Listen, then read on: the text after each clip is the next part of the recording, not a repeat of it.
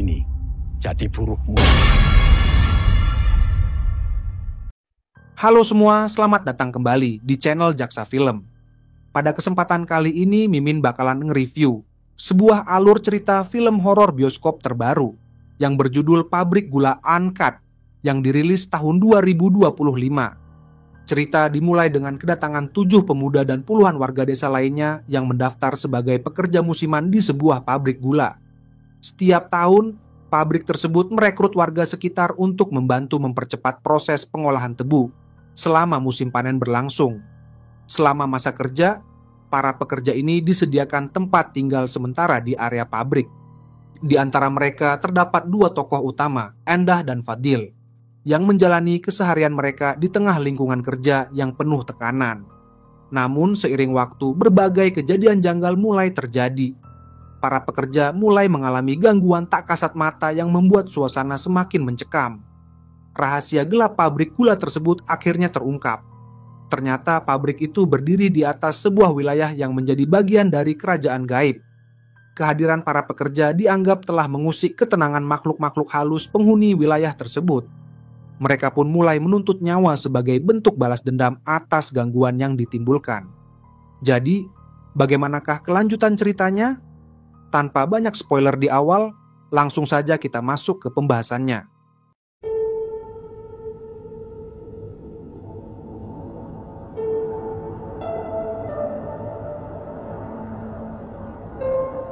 Berlatar di tahun 2003 di Jawa Timur, di awal film, kita diperlihatkan para tenaga pekerja baru yang akan menuju ke pabrik gula. Sebelum itu, perkenalkan para sekawanan yang bernama Dwi, Frankie, Naning, Endah, Fadil, dan Hendra. Saat mereka akan berangkat, calon istri Hendra yang bernama Wati tiba-tiba datang dan akan ikut juga. Ia sudah minta izin dengan ibu dan lagian butuh tambahan dana untuk biaya pernikahan mereka nantinya. Singkat cerita, mereka pun berangkat.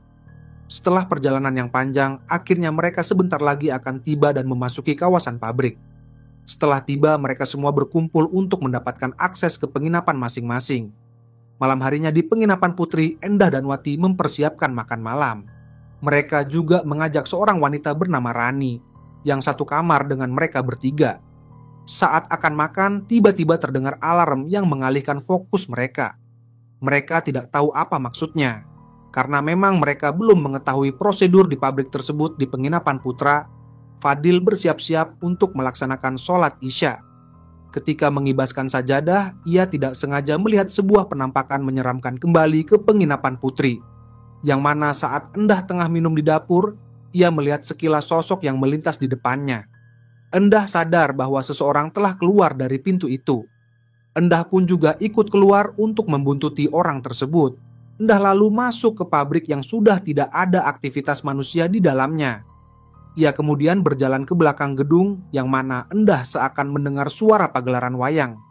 Karena pintu tertutup, Endah yang diselimuti rasa penasaran memanjat dinding dan melihat dari arah jendela.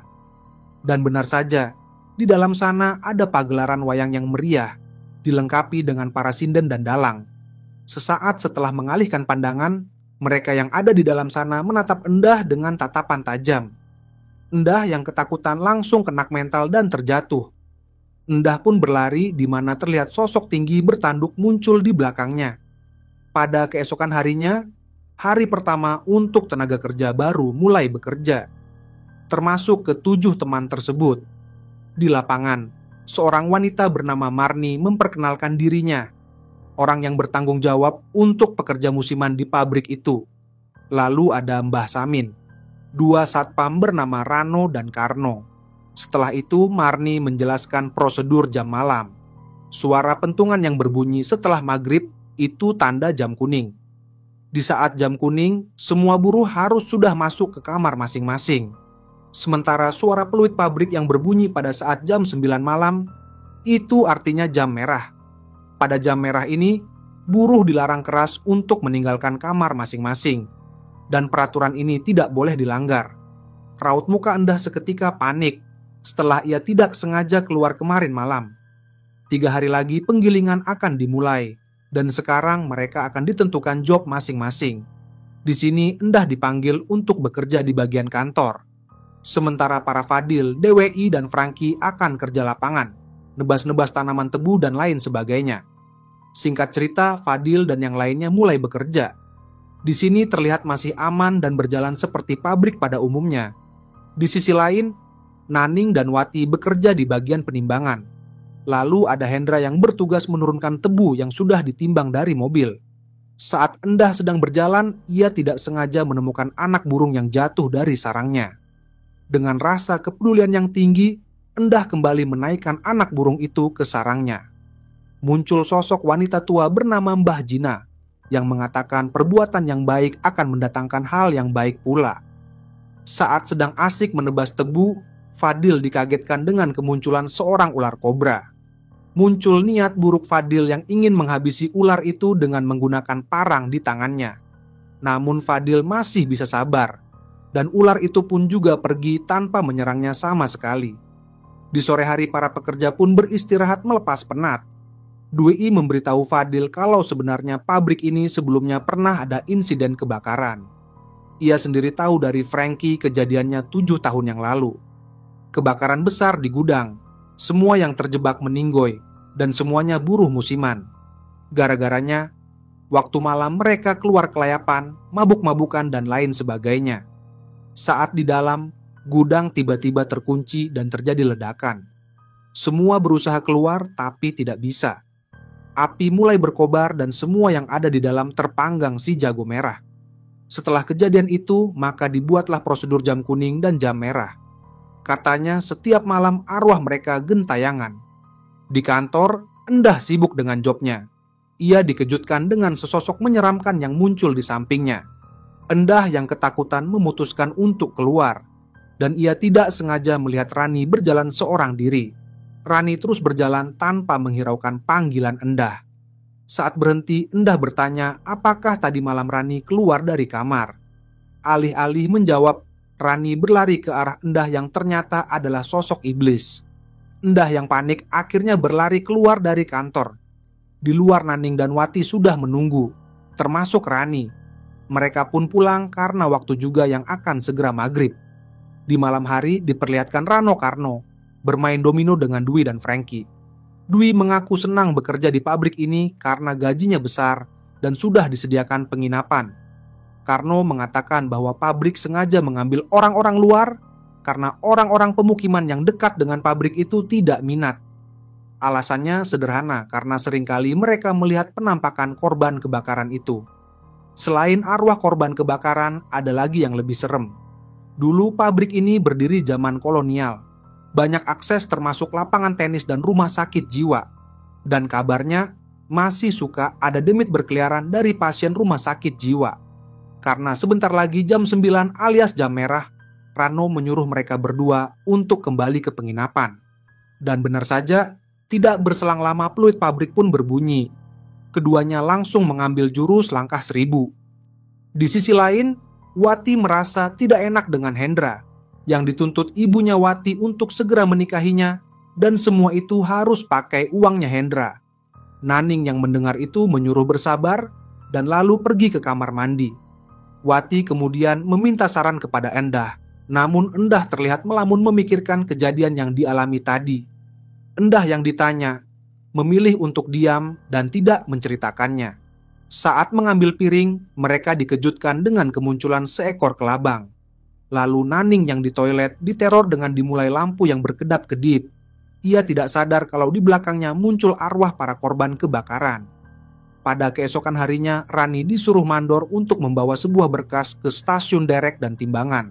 Bersamaan dengan itu, Endah juga akan membawa berkas ke stasiun yang sama. Rani menawarkan bantuan kepada Endah untuk membawakan berkas itu. Walaupun pada awalnya menolak, Rani beralasan kalau sekalian aja biar Endah tidak repot. Saat akan kembali ke kantor, Endah melihat troli yang berjalan di rel, dan Rani tepat berhenti di jalur rel itu karena berkasnya jatuh. Rani yang dipanggil menoleh dan malah tersenyum creepy. Namun troli itu bukan ancaman, melainkan troli lain yang telah berisi penuh tanaman tebu. Alhasil potongan tebu itu jatuh menimpa Rani hingga mencederainya. Para pekerja berlarian untuk menolong Rani. Karena kejadian itu, Bu Marni memarahi Endah yang harusnya membawa berkas itu sendiri karena itu adalah tugasnya. Walaupun pada awalnya ia ditawarin, Endah tetap merasa bersalah dan meminta maaf. Mbah Samin pun menyampaikan saran apakah sebaiknya penggilingan ditunda dulu. Namun Marni menolak karena para atasan sudah mempersiapkan semuanya. Mbah Samin beralasan kalau ia dan Mbah Jinah harus memastikan kecelakaan itu adalah murni kecelakaan biasa. Tetap saja Marni tidak setuju karena kalau ditunda pabrik akan mengalami kerugian besar. Setelah itu Mbah Samin dan Jinah melakukan ritual kecil-kecilan dan setelah mengupas buah kelapa, airnya berwarna hitam gelap. Tidak hanya satu, tapi sampai 3 kelapa sekaligus dan bahkan di kelapa ketiga mengeluarkan kelabang. Keduanya pun berspekulasi kalau pertanda itu buruk dan kecelakaan Rani bukan kecelakaan biasa. Karena itu, Mbah Jinah akan menyiapkan upacara persembahan karena para penghuni tak kasat mata sudah terganggu oleh aktivitas yang belum diketahui. Endah memberitahu Fadil kalau ia takut kecelakaan itu bukan kecelakaan biasa. Ia memberitahu Fadil kalau ia sudah mengalami beberapa kejadian aneh. Di malam pertama, ia keluar dari penginapan setelah jam merah. Ia mengikuti orang sampai masuk ke dalam pabrik, tapi kehilangan jejaknya. Malam itu, ia juga melihat pagelaran wayang. Fadil tentu bingung bagaimana mungkin acara seperti itu ada di dalam pabrik. Sore itu, Mbah Jinah dan Samin melakukan persembahan dengan mengorbankan 2 ekor sapi. Setelah upacara selesai, persembahan itu ditinggal, berharap sang penunggu menerima persembahan tersebut. Di malam hari, Endah melihat Rani berada di kamarnya. Endah meminta maaf kepada Rani dengan kejadian tadi, sekaligus menanyakan keadaan Rani. Namun dari pantulan cermin, sosok itu terlihat sangat menyeramkan. Seketika Endah pun ketakutan dan beruntungnya ada Naning dan Wati.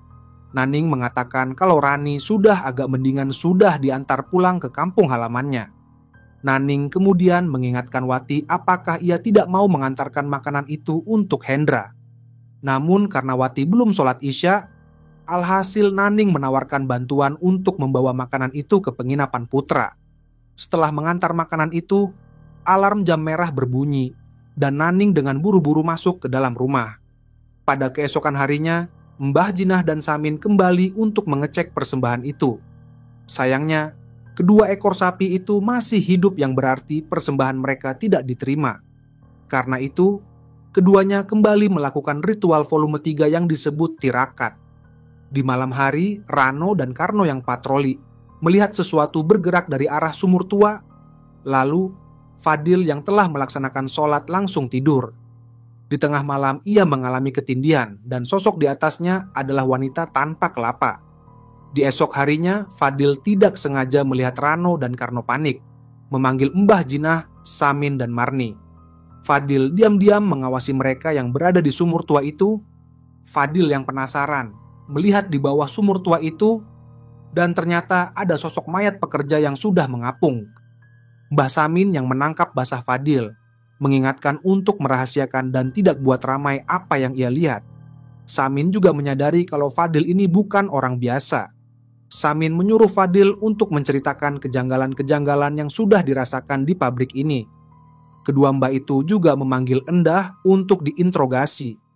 Pada akhirnya, Endah menceritakan kejadian di malam pertama ia di pabrik itu. Ia mengikuti seseorang namun tidak tahu siapa itu. Fadil sempat berpikir apakah Rani adalah orangnya. Namun Mbah Jinah mengatakan kalau Rani hanyalah korban dari kemarahan kerajaan Demit. Mbah Jinah juga menambahkan kalau kecelakaan Rani bukan karena Endah melihat mereka lalu kerajaan Demit marah, melainkan ada kelakuan buruk lain yang membuat kerajaan Demit marah dan sekarang belum diketahui. Mbah Samin dan Jinah juga menyuruh Fadil untuk menceritakan mimpinya, karena orang yang punya ilmu batin kadang bisa mendapatkan petunjuk lewat mimpinya. Di malam pertama saat Endah keluar, Fadil ternyata melihatnya di dalam mimpi. Endah pergi ke gudang di luar gedung utama, yang berarti ada 2 orang yang masuk ke gedung utama dan melakukan hal buruk. Gedung utama atau gudang barat inilah tempat di mana kebakaran itu terjadi. Gudang terlarang yang harusnya tidak boleh didatangi oleh manusia. Di malam hari, Mbah Samin dan Jinah melakukan ritual untuk berkomunikasi dengan penghuni alam gaib. Mbah Samin pun kerasukan salah satu penghuni alam gaib. Ia berlari ke sebuah gudang barat yang disusul oleh Mbah Jinah dan yang lainnya. Mbah Jinah menjelaskan bahwa dulu, pada zaman kolonial, sering terjadi kecelakaan di tempat ini. Mereka akhirnya mengikat perjanjian dengan Maharatu, pemimpin kerajaan Demit, agar tidak saling mengganggu. Sejak itu, tempat ini dikeramatkan.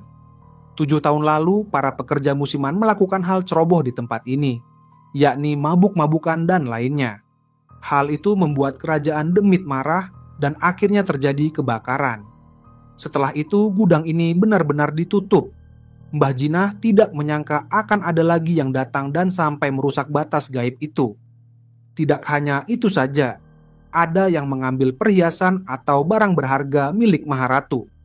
Di kotak itu ada perhiasan-perhiasan tak kasat mata milik Maharatu. Dan entah bagaimana orang itu dapat melihat dan bahkan mengambilnya. Bersamaan dengan itu, Marni mendapatkan teror dari penghuni gaib. Ia memuntahkan banyak darah dari dalam mulutnya.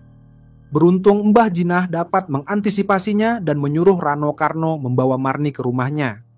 Mbah Jinah menyuruh Fadil dan Endah mencari 2 orang itu sebelum bencana yang lebih besar akan terjadi. Sin lalu beralih ke Naning yang melihat perhiasannya berserakan. Bisa dipastikan Naning adalah salah satu orang yang mencuri perhiasan Maharatu. Saat akan keluar, sialnya pintu tertutup dan arwah korban pekerja mulai menunjukkan eksistensinya. Saat sudah tersudutkan, Hendra datang dan menenangkan Naning.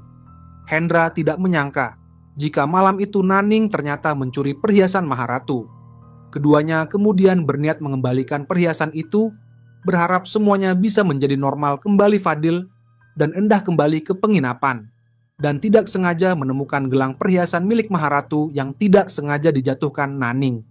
Wati, Dewi, dan Franky juga datang untuk mencari Naning dan Hendra, di mana keduanya sudah menghilang. Endah mulai berasumsi kalau 2 pelakunya adalah Hendra dan Naning Wati yang diceritakan, tidak percaya jika Hendra dan Naning adalah pelakunya. Apalagi jika Fadil melihatnya cuma sebatas mimpi. Lalu, Fadil menyuruh Dwi Franky meminta bantuan kepada Rano Karno. Endah dan Wati menemui 2 mbah melaporkan Naning dan Hendra menghilang. Sementara ia sendiri akan mencari keduanya di setiap penginapan.